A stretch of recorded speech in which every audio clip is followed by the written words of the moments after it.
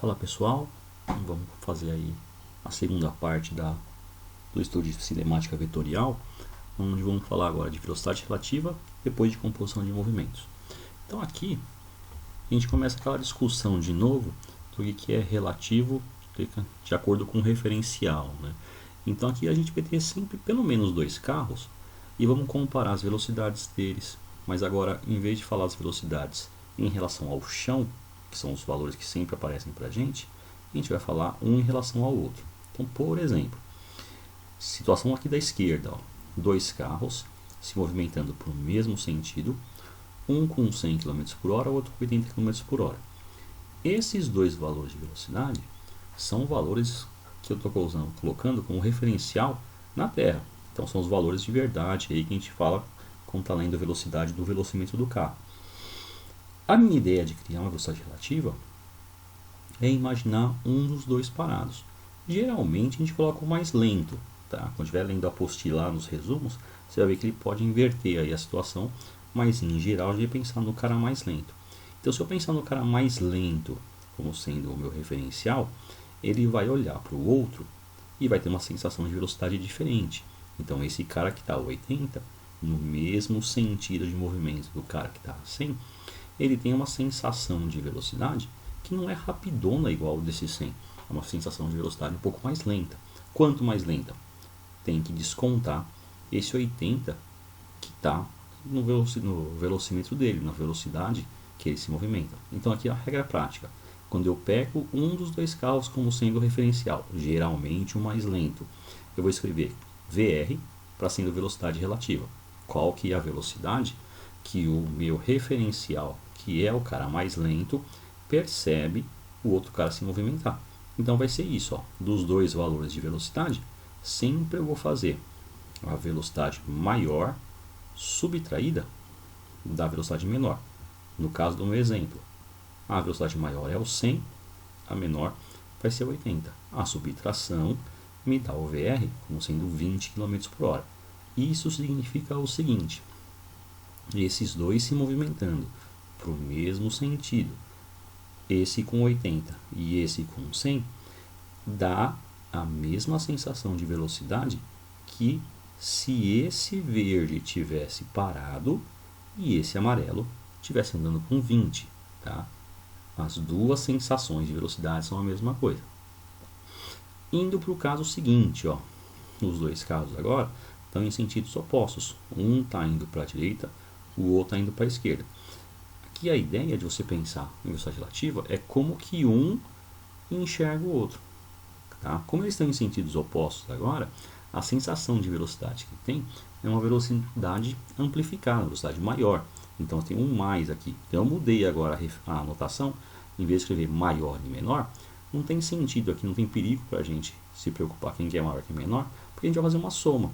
Então, independente dos valores numéricos que aparecem, nunca vai ter um valor negativo. Então aqui é só se me preocupar se os valores das velocidades, ou melhor, se os sentidos da velocidade estiverem sentidos opostos ao meu movimento, é só fazer a soma com esses dois, tá? E isso me significa qual que é a sensação de velocidade que um motorista vê o outro se movimentar. É a mesma coisa que se um tivesse parado e aí olhando o outro se movimentar para dar a mesma sensação de velocidade, tá? Como é que eu uso essa ideia aqui de velocidade relativa? Vai ser usada em problemas que tem dois carros, alguma coisa aí, ó, parecida com isso. Então eu coloquei aqui um exemplo, ó, com valores um pouquinho menorzinhos para ficar mais fácil de entender. Duas formigas se movem em linha reta e com velocidades constantes ao longo de uma régua centimetrada. Quando eu falo centimetrada aqui, é que a unidade é centímetros. Na figura estão indicadas as velocidades escalares das formigas e as posições que ocupavam num certo instante. Determine item A. Quanto tempo demora para elas se encontrarem? Item B. Em qual marca da régua elas se encontram? Tá? Aqui é sim, em vermelho, eu estou indicando para vocês que as duas formigas, ó, se movimentam para o mesmo lado, estão indo para a direita. Na frente está a formiga mais lenta, a de trás a mais rápida. Primeira coisa que eu faço, calculo a velocidade relativa por estarem no mesmo sentido, é a velocidade maior menos a menor, ou seja, 5 menos o 3, dá 2 centímetros por segundo. Só para lembrar e reforçar o conceito. O que significa esses 2 centímetros por segundo? Significa o seguinte: se esse cara da frente tivesse parado e olhasse para o de trás tinha que se aproximar dele com uma velocidade de 2 centímetros por segundo para dar a mesma sensação de velocidade quando os dois estão andando. Então é imaginar um parado, compensa a velocidade ou com soma ou com subtração, nesse exemplo é com subtração, e aí você vai ter aí o valor da velocidade que um está sentindo em relação ao outro. Tá? Agora, seguindo essa ideia, se eu calculei a velocidade relativa e sei que é a mesma coisa que se um tivesse parado, no caso aqui o mais lento, pensa no seguinte: se eu tenho um corpo na posição 10 e outro corpo na posição 14, e o que está na posição 14 tem a mesma sensação de que se eu tivesse parado, o cara de trás, para poder alcançar o cara da frente, tem que andar somente 4 centímetros. E aí, como a velocidade é constante, vou fazer a conta com ΔS e ΔT. Só que presta atenção no que eu estou fazendo aqui. Em vez de escrever V igual ΔS ΔT, estou escrevendo VR. Só para lembrar que nesse V eu não ponho nem o 5, nem o 3. Eu ponho o 2. E nesse ΔS é os 4 centímetros que o corpo que está na posição 10 tem que se movimentar para alcançar o corpo que está na posição 14, que ao calcular a velocidade relativa é a mesma coisa que ele tivesse parado. Tá? Então eu vou ter VR valendo 2, ΔS valendo 4 e ΔT para ser calculado. Então isso me dá 2 segundos. Então aqui, resumindo, o item A. A questão falou que tinha um certo instante que estava nessa configuração de posições e velocidades. 2 segundos depois disso acontecer, o corpo de trás alcança o corpo da frente. Mas lembra, os dois estão se movimentando, então não vai estar no 14, vai estar em algum outro lugar. Esse algum outro lugar é o que eu quero saber no item B. Então agora como é que eu faço? Vou calcular, lembrando que não existe mais velocidade relativa. Vou calcular com a velocidade de verdade, com esse 5 ou com esse 3. Tanto faz quem eu escolher. Vou escolher aqui o cara de trás. Tá? Então, não estou mais escrevendo VR, estou escrevendo V e vou usar o cara de trás. Então a velocidade é 5. Para ele alcançar o cara da frente, demora 2 segundos. Acabei de calcular, substituindo ΔT, esse 2. Ao multiplicar em cruz e resolver, descobriu que o ΔS vai dar 10. Tá? Aqui um cuidado com a interpretação. ΔS significando 10 é que o corpo andou 10 centímetros. Então aí você lembra, ele saiu da posição 10 e vai andar mais 10. Ele tem que chegar na posição 20. Então aqui aparece a resposta desse problema, é que ele encontra o segundo corpo na posição 20, na marcação 20 centímetros da régua. Poderia fazer com o corpo da frente? Também. Em vez de colocar o 5, você ia colocar o 3. Ao multiplicar em cruz, o seu ΔS ia dar 6. E aí, a partir do 14, ia andar 6. Chegaria no 20 do mesmo jeito, já que é o mesmo problema e o encontro tem que ser a mesma coisa. Tá? Então é dessa maneira que a gente vai fazer problemas para encontrar um caminho mais simples de resolver problemas de encontro. Tá? Aí, mudando um pouquinho disso, tem o tema chamado composição de movimentos. Aqui eu acho mais fácil mostrar o que é um movimento composto do que explicar a definição mesmo. Então, assim, tem movimentos que são compostos, que são esses. Um barco se movimentando em um rio com correnteza. Então você tem, se o barco estivesse se movimentando num lago que tem águas paradas, a velocidade dele era uma coisinha e só essa movimentação é importante. Agora, quando a correnteza entra no seu problema do barco, ele pode estar no mesmo sentido do barco, a correnteza pode estar contra o barco, ou na pior das hipóteses, a correnteza pode estar perpendicular ou em algum ângulo, de acordo com o movimento do barco. Tá? Também, outra situação, eu posso ter uma pessoa que começa a caminhar numa escada rolante, e a escada rolante está ligada. Aí ela pode estar também indo no mesmo sentido da escada rolante, para chegar mais rápido, ou numa situação mais estranha aí, se quiser brincar, esses moleques tipo vocês aí da sala, que vai estar a escada rolante subindo, você não está querendo descer. Tá? Também pode acontecer. E aí, na mesma ideia, você tem aí uma pessoa dentro de um ônibus ou dentro de um trem.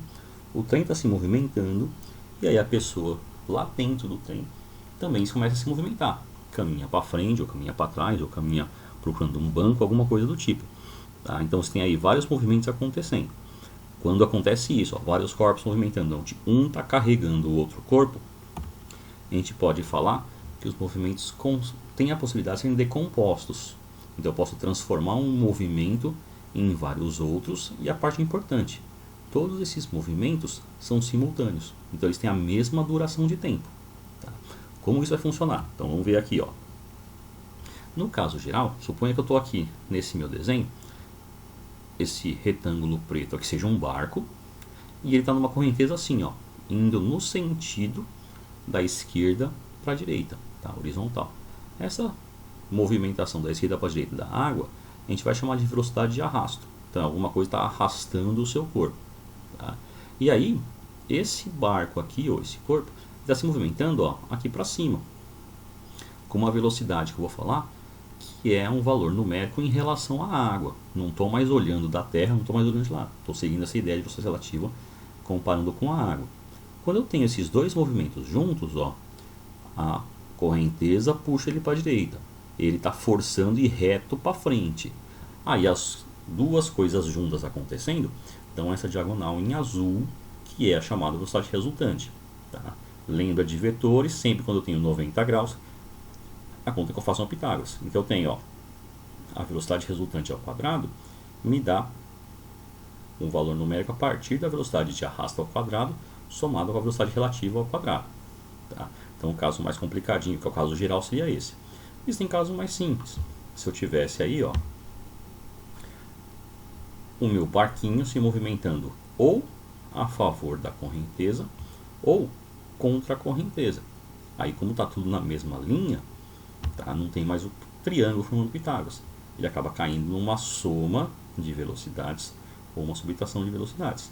O que você não pode errar aqui é o seguinte, o que eu estou colocando em azul no meu desenho, que é a velocidade resultante, é a velocidade que é vista por uma pessoa de fora. É como se estivesse olhando todo o movimento, todas as mudanças de movimentações aí que acontecem de várias coisas juntas, você está vendo o resultado total entre elas. Tá? Se você for um dos movimentos junto com uma correnteza ou junto com a pessoa, você está vendo o arrasto ou a relativo. Tá? Então toma cuidado, porque a gente está usando aqui nessas contas do resultado do Pitágoras ou dessa soma e subtração, é sempre como você está vendo a partir do movimento de fora, tá? Uma composição. É como essas movimentações todas juntas estão ocorrendo. Para entender, dois exemplos. Primeiro, considere um rio cuja correnteza tem velocidade constante 3 metros por segundo. Uma lancha cuja velocidade em relação às águas é constante de módulo 5 metros por segundo vai atravessar o rio de modo a partir de um ponto A em uma das margens e chegar a um ponto B na outra margem, sendo a reta AB perpendicular às margens. A largura do rio é 480 metros. Determine, item A, o módulo da velocidade do barco em relação às margens. Item B, o tempo gasto pelo barco para atravessar o rio. Aqui é o seguinte, você tem aqui uma representação. Esse VC, que está apontando para a direita, é a velocidade da correnteza, que são os 3 metros por segundo. A sua lancha vai sair do ponto A e vai chegar no ponto B. Então ela vai se movimentar em tese ao longo dessa linha tracejada, vai fazer uma linha reta. Então qual que é o cuidado aqui? Você tem que tomar cuidado, porque se eu for em linha reta com o meu barco, a correnteza me puxa e eu vou em diagonal. Então aqui eu vou ter que começar o movimento indo em diagonal ao contrário. Então vai ficar um negócio assim, Esse 5 que ele falou na questão, na verdade já é uma resultante, Está indo aqui em diagonal, mas está indo para a esquerda. Só que ao mesmo tempo que eu estou indo para a esquerda, em diagonal, a minha correnteza, que é esse 3, me puxa para a direita. E aí uma compensando a outra, me faz andar em linha reta aqui para cima. Aí essa velocidade em linha reta aqui, eu quero descobrir no item A. como que uma pessoa aqui na margem vê eu me afastando para chegar no outro lado da margem do rio. Como já tem um triângulo, ó, de 90 graus, aí é fazer Pitágoras.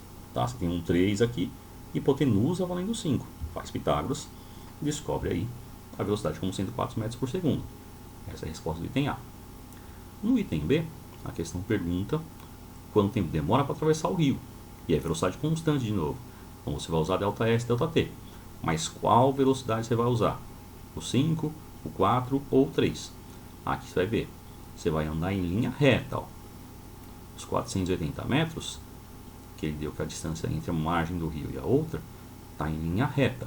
Então você tem que pegar a velocidade que está em linha reta, que são os 4. Então usando ΔS, ΔT, esse V é o 4, a distância é o 480 e o tempo é o que você quer. Multiplicando e cruz e isolando, te dá aí 120 segundos. E essa é a resposta do item B. Demora 120 segundos para você sair do ponto A, chegar no ponto B, mesmo com a correnteza te puxando. A gente separou os movimentos e viu só qual que é a parte que faz você se deslocar do ponto A para o ponto B. Tá? Aí, o segundo exemplo. A escada rolante de uma galeria comercial liga os pontos A e B em pavimentos consecutivos com uma velocidade ascendente constante de módulo meio metro por segundo, conforme mostrado na figura. Se uma pessoa consegue descer contra o sentido de movimento da escada e leva 10 segundos para ir de B até A, pode-se afirmar que sua velocidade em relação à escada tem módulo em metros por segundo igual a quanto? Então aqui é o seguinte, ó. Você tem aqui uma altura de 6 metros e do começo da escada ao término dela, você tem uma distância horizontal de 8. Então aqui, lógico, tem de novo 90 graus, vai fazer Pitágoras, você vai chegar numa distância aqui, que é o tamanho da escada, de 10. Acabei não marcando aqui no meu slide, mas são 10 metros que vai de A até B em linha reta pela escada. O que eu vou fazer aqui é o seguinte, ó. Marcar quais são as velocidades importantes. Então aqui, quem que é o V de arrasto? É o meio metro por segundo que me puxa para cima. Esse ascendente que aparece aqui é essa escada rolante subindo. O cara descendo, ó, é a velocidade relativa que a gente quer descobrir. E esse V resultante em azul é como que essas duas velocidades aqui se interagem. Então, ó, se eu não soubesse que a velocidade aqui, que a escada rolante está subindo, se eu não estivesse vendo isso, e usasse só os 10 metros e os 10 segundos, eu teria uma velocidade. Essa velocidade é a velocidade resultante, é o que eu estou vendo de fora. Então, vou fazer isso, vou calcular quanto ela vale. 10 metros de distância, esse 10 metros veio do Pitágoras, de 6 com 8, e o tempo de 10 segundos é o que veio no enunciado. Calculei, deu 1 metro por segundo. Esse 1 metro por segundo é a velocidade que está em azul. Tá? Como eu tenho agora que o cara consegue descer, mas a escada rolante está subindo, é uma situação onde eu tenho a velocidade relativa sendo subtraída da velocidade de arrasto. Põe os valores no lugar certinho. Ó. A resultante é 1, a do arrasto é meio. O menos, porque são sentidos opostos. Quando eu mando para o outro lado, me dá que a velocidade relativa tem que ser de 1,5 metro. Tá? Em metros por segundo, para acertar as unidades. Então, lembrando aqui, ó, se está em sentidos opostos, esse cara aqui, que é a velocidade relativa, tem que ser mais rápida do que a velocidade de arrasto. Se for menor, ele vai estar indo para trás. Se fosse igual, ele estaria parado. Então, quando a gente calculou, descobriu que ele consegue descer, o valor que eu descobri aqui de 1 metro por segundo é a velocidade resultante. É como se eu não estivesse vendo ele andar e não estou vendo também a escada rolante se movimentar. Tá? Espero que tenha dado para entender. E aí, se tem as atividades para fazer e for pintando dúvida, vai mandando mensagem para mim para eu tirar essas dúvidas. Até mais, abração para vocês.